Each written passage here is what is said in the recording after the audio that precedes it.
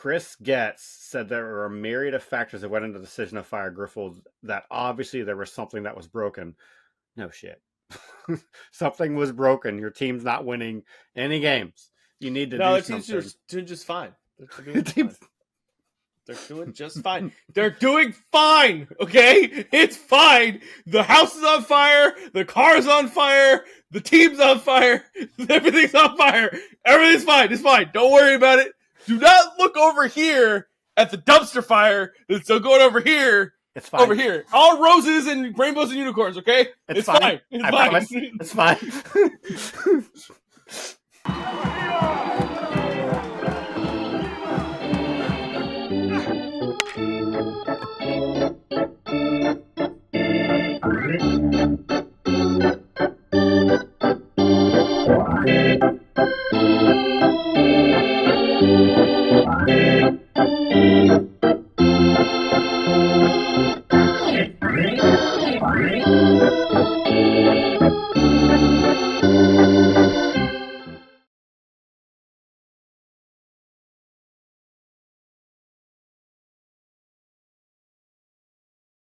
All right, everybody, here we go. It's week 21. We've got 2 weeks left after this week. And last week was interesting. What did you think about last week, Coop?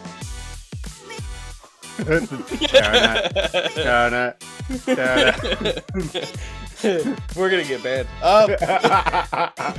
I honestly was not surprised. I mean, we knew you were The going to amount beat of the kid. me outscoring you, surprised, but not overall though. I literally had the second highest score. That's not happened in a very long time. We're not going to talk about this week because it's ridiculous this week how much you're scoring. We'll talk about that next week, which is you decimated the kid. 315 point difference. Huge difference between the two teams. I know he's not paying attention. He's not watching. He's not actively managing the lineup. But even then, last week, for point totals for the bench, it wasn't that bad. He only had 223 on the bench. He couldn't have caught you even if he tried. So there's that. But like the Shane versus Ethan game, 160 points. Ethan was barely ahead of Shane for a long time there that last week, and then he finally separated himself when it came to the weekend because they were neck and neck all week. Shane barely scoring any points. He had 186 points on the bench. Shane had 262. So if Shane had put everything on the field, he could have won. But that's only if Shane was actually participating. You know, like the kid, not there, not active, not watching. But then my favorite one, the Mirith and the Rose game. That was really close, except for one day. Because of the Friday match where Rose had 92 more points than Mirith, Rose won by 102 points. That's the closest Rose has been to anybody in a while. And that's the highest score the Mirith has had in several weeks. Mirith has been averaging a 736 and she scored a 732. So she actually brought her average up comparatively to where she's been the last several weeks. So I don't know if Mirith is paying attention. What do you think? I think a lot of people that have said that they're going to be paying attention are not anymore. Personally, I just think that's how it is because it's long. It really is long. It's not like 16 weeks. It's like it's not just the weeks. It's the actual like amount of games you have. Well, yeah, we have including tomorrow. And then the next week, we have 10 days of baseball left for the regular season.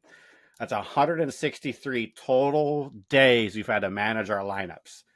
Not including the 5-day break for the All-Star games and whatnot. But, like, that's a lot of time to pay attention to this. And there was a guy I was talking to yesterday. I was trying to recruit him in for next year. And he goes, I don't have the attention span for fantasy baseball. I think that's what this is coming down to, is everyone is lacking the attention span to pay attention to the end of the season. especially with like Mirith being one game over the kid and trying to hold on to that third or that second place spot in the anal or the digital era as they're behind Ethan. I find that funny. Yes, Mirith is 7 games behind Ethan right now. Wild. Whereas Corey is 10 games behind. He's already out of the playoffs. And then the kid is 8 games back. So for Mirith and the kid to tie, it would take the kid beating you next week because the kid's not going to beat me this week. I don't think the kid's going to beat you next week. You don't think so? You would have to literally bench every one of your pitchers. My pitchers are doing really good. Yeah, they are. Everyone else is doing good. You would have to bench every one of them because they are insane right now. I mean, your last week pitching, you had 76 innings pitched, but you had 81 strikeouts. Rose had 88 innings pitched with 83 strikeouts. You earned 25 runs last week from your pitchers. Rose earned 43. I earned 35. You had no save, or you had 3 saves. You had no blown saves. Because I don't have closers, I have relief. Yeah. And I did that on purpose. So it was not done by accident. You also had the second best defense last week. Like Ethan had 232 outs. You had 216. You had 41 batters strike out, which was the 5th least in the league, whereas Rose had 54. I had 48. You only turned 8 double plays. You only had 7 grounded in double plays, 31 assists. But you had 30 RBIs, 33 runs, and 45 hits. And you fielded almost 900 points. Your pitching carried you forward last week beyond where everyone else was. Like you had 60 more points than me and Rose. So you would have beat me if you were playing me this last week. I'm playing. Did I play you next week? No, I don't. You play the kid next week. Yeah, your last match is Ethan. Your last match is against Ethan. Shane plays the kid next week. Mirith plays me, and then Rose plays Corey. So we've got one more week of this after this week, and did you see have you pulled up the spreadsheet lately? Mm-mm. Do you still have the link to the spreadsheet? No. Somewhere. Most likely not. Well, I know that my OneDrive got told that I'm not using it, so they closed my OneDrive out. So I probably just don't have it anymore. They closed your OneDrive, huh? Yeah. I don't know why. Makes no sense, but that's what they said. But I don't really use OneDrive, to be honest. I use Google Drive. I don't use OneDrive. I like being able to access it on the phone. I sent you something on your phone for a breakdown of what I've been working on. I was looking at everyone's match records for day-by-day games rather than just looking at like the raw weeks, but actually like score by day for who's winning, who's losing the most. You and I have pretty similar splits for games played daily, for number of home games, number of away games, as well as overall win percentage throughout the season. You and I are the only ones above 600, whereas Ethan's at just over 500, Rose is just over 500, Corey is just over 4, Shane is just over 3, the kid is just over 4, and the Mirith is almost at 500. So there's a lot of really good splits across both divisions right now. But I think next year, you and I are going to have to be on other divisions and not neck and neck with each other, just so it's more fair. So it's not 2 guys in one division that are going to kick each other's butts. If we do it next year. You're not going to do it next year? I don't know yet. You don't know yet? I want to do it next year. When we look at total points for everybody last year, like the top dogs, Lindor had 100, Judge had 104. Those are the only 2 at 100 points. Yep. Alonso 93, Real Muto 93, and then those are the only 2 in the 90s. So we had Yonday Diaz at 80, We had S. Perez at 40 or at 87, Olsen at 82. We had Toklia at 80, and then everyone else is at 70 and under.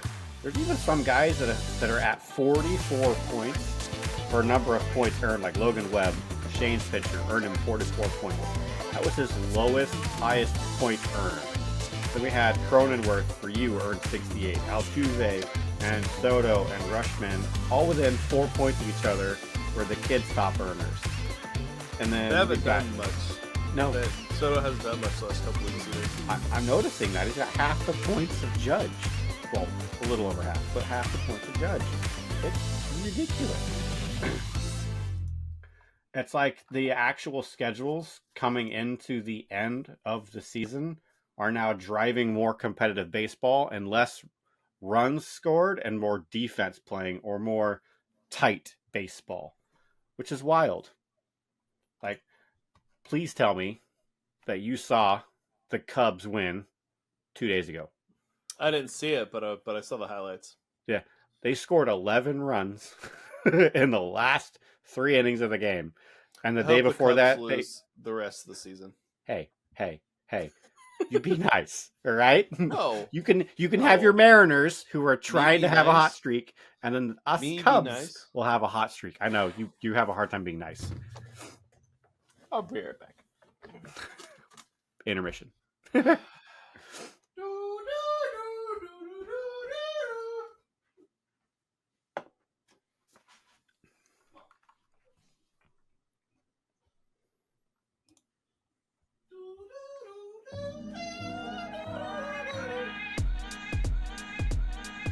That was our intermission song favorite. Elevator music. Like you and I were just talking before we started recording, the Astros and the Mariners. If the Mariners can win one a week more than the Astros and they tie, the Mariners should earn that tiebreaker. No. They have to gain a game on them. It doesn't necessarily mean that they have to win one more than them. They just have to gain a game. Is that the same thing? Winning one more than them a week? Not necessarily, No. because they could win 2 more on like 1 week and then fall behind by a game. That's true. That's true. So they gotta pick up 1 game a week. and no matter how it that'll looks. force a playoff for their percentage. No, that'll bump the Astros out. Well, it forces a tiebreaker, which is based Yeah. on stats, and And the Mariners have the tiebreaker. which I hope the Mariners can actually take that tiebreaker and do something good with it, and that would force who would. I'm curious, what does the actual playoff bracket look like for this year? If the season ended today, it would be the Royals and the Orioles in a wild card spot against the Yankees, Astros and Twins against the Guardians, the Padres and the Diamondbacks. Who wins that goes against the Dodgers, the Brewers and the Braves. Then would play the winner. Then would go to the Phillies. The Phillies have the number 2 seed in the NL. Yeah, Even after how bad they've been playing, that's crazy. it's because every other team is playing bad. Yeah, I know. Just the scores the last couple of weeks have been very opposite of what they've been all season. Like a lot of high-scoring games, which is crazy. So if you look at the actual the next week of games for the Mariners, we're looking at 7 games against the 2 weakest teams in the entire division. Really. 2 sweeps. Here we go. I doubt it, but that's probably not going to happen. I mean, that'd be good for the Mariners. It'd be really good for the Mariners. Yeah, but still, I don't think it's going to happen. Yeah, Maybe we've got maybe both series wins. That's about it.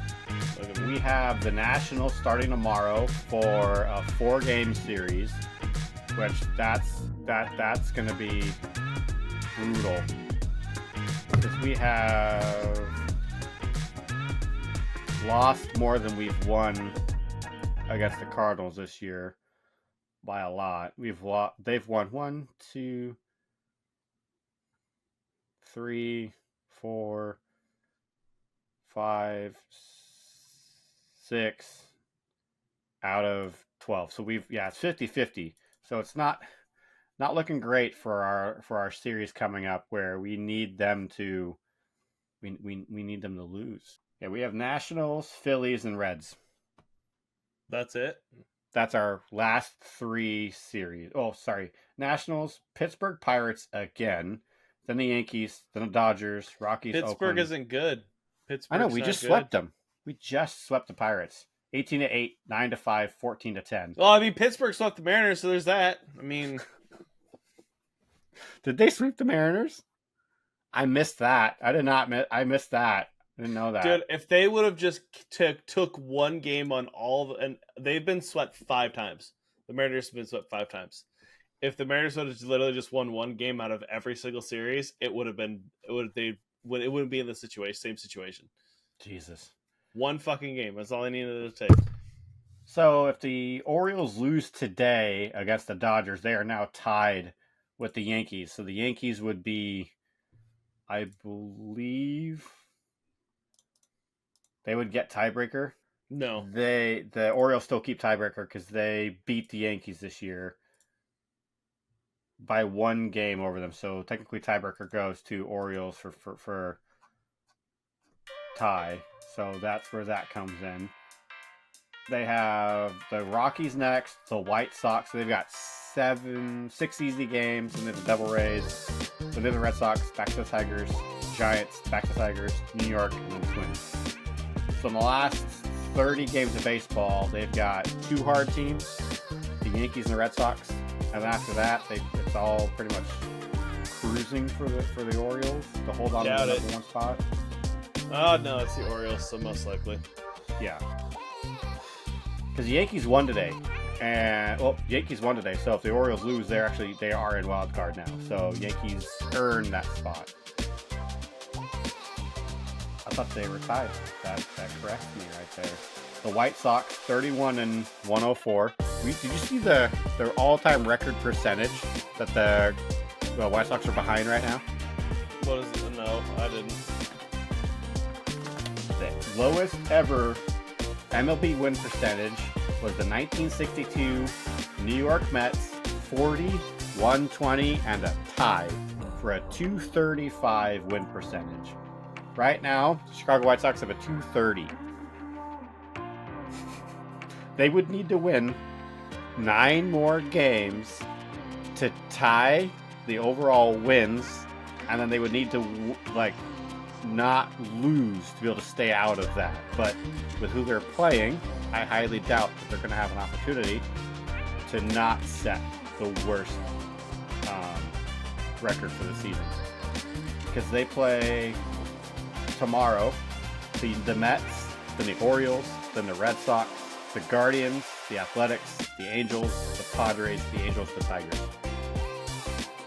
All teams that are better than them. Well, every team is better than the White Sox right now, but I was gonna say, what do you mean all teams that are better than them? Even my fucking kid's little league fucking team from like 3 fucking years ago could probably beat the White Sox. To be honest, they consistently keep getting swept. Like, I look at their schedule and it's loss after loss after loss after loss after loss, and it's just non-stop, and then a win, and then loss, win, loss, win, loss, win, loss. It's just like, Jesus Christ. They lost 21 games in a row. They were 2 away from holding the record. Yeah. And then they won. I was disappointed. I Well, was actually disappointed. I mean, when you look at the score from July 22nd, it was 4-3 in the 10th inning. So they held on trying to win on the 22nd, and then they ended up losing. So they could have cut that win deficit in half, but then they kept losing. Then it was 3-2, 10-2, 2-1, 10-0 Chicago, or 10-0 Seattle, 6-3, 6-3. It's like, when they lose, they lose. And it's not a small loss. They beat the Athletics 5-1, then they lost. And then they beat the Yankees 12-2, then they lost. Then they barely beat the Astros. They barely beat the Giants, and they lost. It's a murder fest for these guys. I feel bad for them. Have they changed coaches yet, or are they still running the same? No, they fired their head coach. Did they? Yeah, the White Sox fired their head coach. They did it earlier this year. They're the second fastest in the modern era to lose 100 games 4 days ago.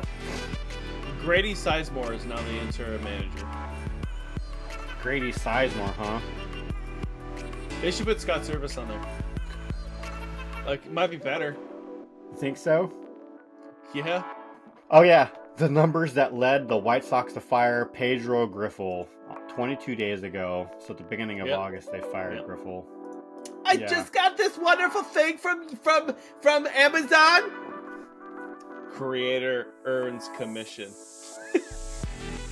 So they fired him on, what day was that? 21 days ago. So August 8th, they fired him when they had a 21-game losing streak.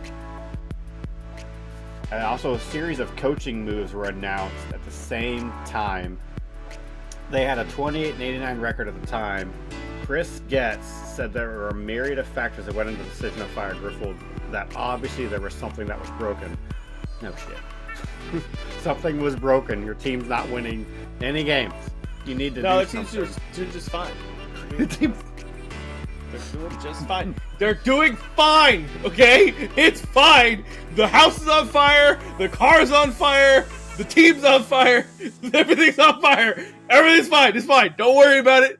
Do not look over here at the dumpster fire that's still going over here. It's fine. Over here. All roses and rainbows and unicorns, okay? It's fine. It's I fine. promise. It's fine. Yeah, just they also fired their bench coach, Charlie Montoyo, the third base coach, Eddie Rodriguez, and the assisting hitting coach, Mike Tosar.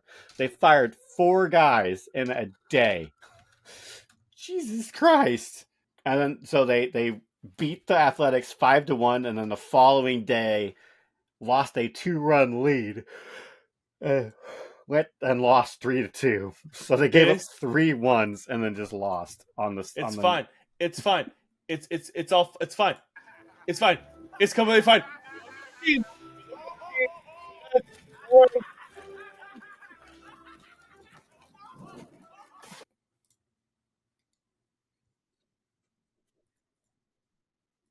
Yeah, everything's fine. Oh, Jesus Christ. So, what little to say that the White Sox are having a record-setting year this year, and hopefully next year they don't repeat it, because they have the worst record in baseball, whereas the Rockies are 19 games better than them, the Angels are 24 games better than them, and the Marlins are 18 games better than them. 18 at 49 and 85. At least the Marlins are kind of winning. They've won 3 of their last 10. The White Sox have won 1 of their last 10 games. And they're on a 9-game losing streak. So, yeah. Feel bad for these guys. Feel really bad for these guys. And they have one of the best, like, actual core group of players in the entire league. They're just playing like ass. Yeah. By average, their best players, Yohan Moncada, 282, Oscar Colas, 273, Tommy Pham, 266, Zach Remillard, 242, Gavin. This is their career. This is their career average. Yeah. They are a better team overall than the entire league. They're just not playing like it. Well, I mean, have you seen their pitching? It's terrible. Yeah, they've given up 636 runs from their pitchers. Their earned run average right now is at 4.89. Like if they could lower the earned run average, they would do a lot better. But like Garrett Crochet, 180 strikeouts so far this year. 180 strikeouts. That's pretty good. But when you look at his number of hits that he's given up, 107. So he has an ERA of 3.64, 12.6 K. Like if he could drop that ERA, they would do better. But he's lost 9 games. He's not doing well. Like Eric Fedde, 108 strikeouts, 105 hits, 3.1 ERA. He has lost 4 games. Chris Flexen has started 28 games or 25 Wait, games. Chris Flexen plays for him? Chris Flexen plays for the White Sox. He has an I ERA can of see a why they 5.29. Like a 5.29. That's terrible for Chris Flexen, considering that his overall stats are so much better overall for him in comparison to just this season. Chris Flexen, his career average ERA, his career ERA is a 5.02. 2018 he had a 12.79, and then for the last several years he had a 6.27, 7.71, 6.86, and his lowest were in 2021 and 2022. But he played for the White Sox this year, Colorado last year, Seattle last year at the same time too. And then he played for Seattle for 3 years in a row, and he was with the Mets when he started. It's like he's moved around a lot. His ERA has not dropped very well. But Who, like, Flexen? yeah, Yeah, he was even terrible even with the elite pitching coaches that the Mariners have. He was even terrible then. He's just not a good pitcher. no. Like he was good. He's not bad by any means. He's just not that good. No. Like his ERA is one of the reasons why that they are losing so much, because he has given up. Where did I just saw it and I lost it. He himself has allowed 79 runs, the most runs for the entire team. He's allowed almost 80 of them, whereas Crochet has allowed 27 less. Fedde's allowed 37 less. So is Mike Soroka. And Mike Soroka is a really good pitcher. His ERA is at 5.23 right now because he's not pitching very well. He's only pitched 72 innings. So he's not in the rotation right now. Oh, he is. He's just he's a relief pitcher now. Do you think the White Sox will turn around next year? We'll see. They have the staff for it. You think What so? they might do is just fire everybody and then try to get a whole new pitching staff or a whole new coaching staff. Honestly, that's what I would do. I'd fire everybody if I was ownership. Well, if we look at the roster value of the White Sox, it's $187 million. Which is Yikes. actually pretty up there Yeah. too. What is the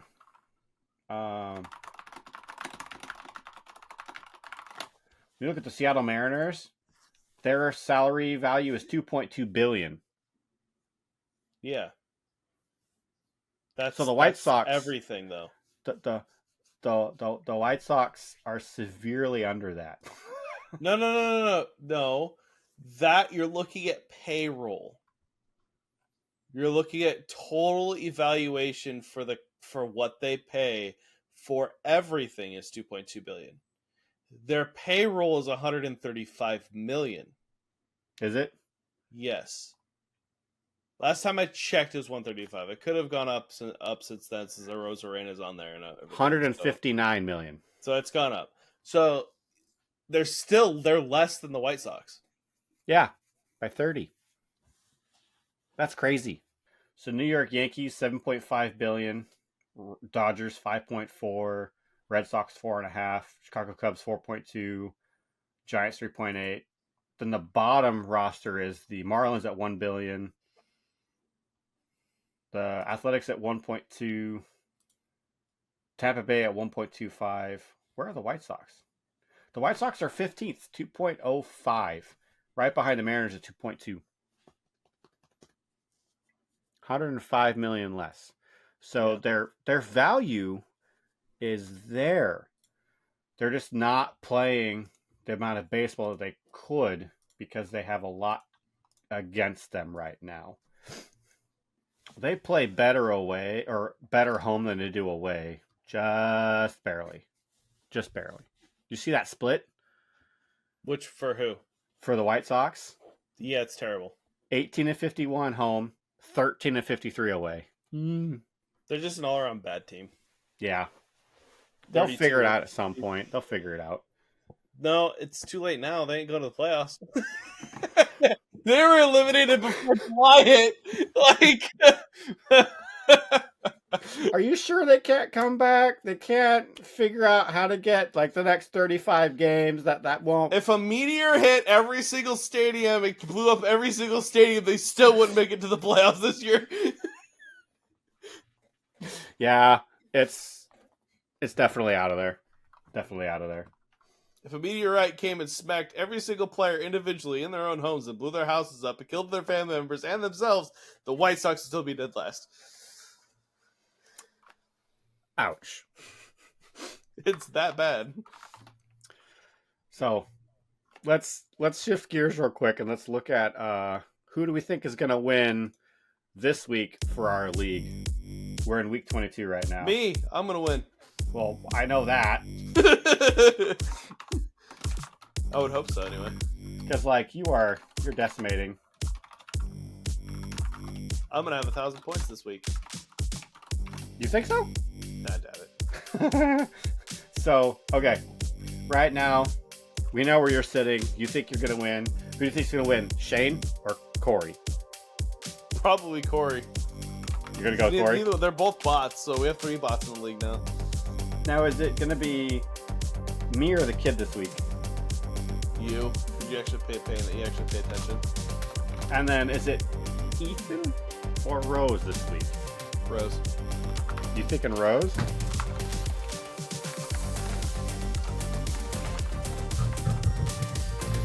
Okay, so I agree with you on you're going to win.